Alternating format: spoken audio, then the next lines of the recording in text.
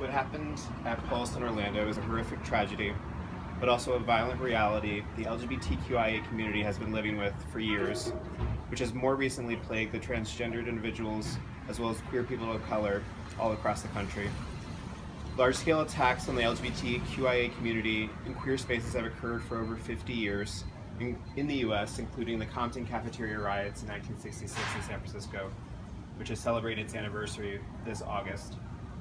There were also the Stonewall riots of 1969, the Upstairs Lounge fire in 1973 in New Orleans, the Other Side Lounge bombing in 1997 in Atlanta, the Backstreet Cafe shooting in 2000 in Roanoke, and Puzzles Bar shooting and knife attack in 2006 in New Bedford. It's important more than ever in moments like this, and more significantly in the month of June, which is officially National Pride Month, that we continue to stay strong, if not for our community, but for the people that we've lost.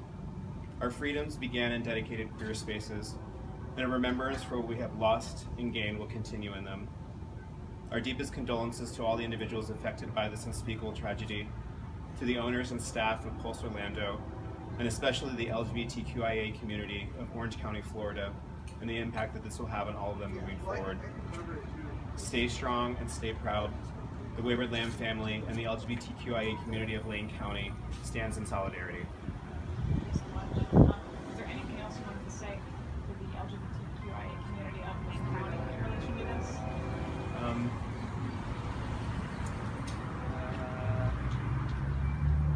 I guess that it affects all of us, you know.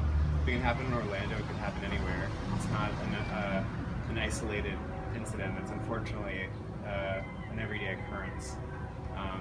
So what's most important is staying proud and staying strong during times like these. You want to mention anything else I didn't ask you about, or anything else on your mind? I can think of. I was going to ask, as Wayward Lamb here in Eugene, is it called the official gay bar of Eugene, kind of, or not the official, but the only? We call ourselves a queer space. Queer space, okay.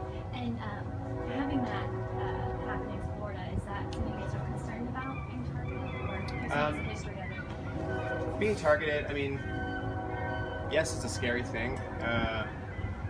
Eugene specifically has a welcoming community. It isn't entirely protected. Orlando has a welcoming community as well. I lived in Orlando.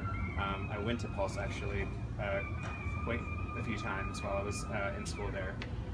So again, the unfortunate part about it is it can happen anywhere at any time. But the worst thing that we can do as a community is retreat and not be proud of who we are and be vocal about that. So you said you went to school in Florida, so you know the area. Yeah. So hearing that news this morning was extra already heartbreaking, but even more so. Yeah, it was actually, I stayed up and followed it, mostly just because I have a lot of friends that live in the Orlando area. I had my graduation party from college at Pulse. So it's very surreal to hear about it happening. And it's super surreal to think about having a queer space here now, that the possibility could happen here. So it makes me want to latch on to the community more and work together. Yeah, I guess one more question.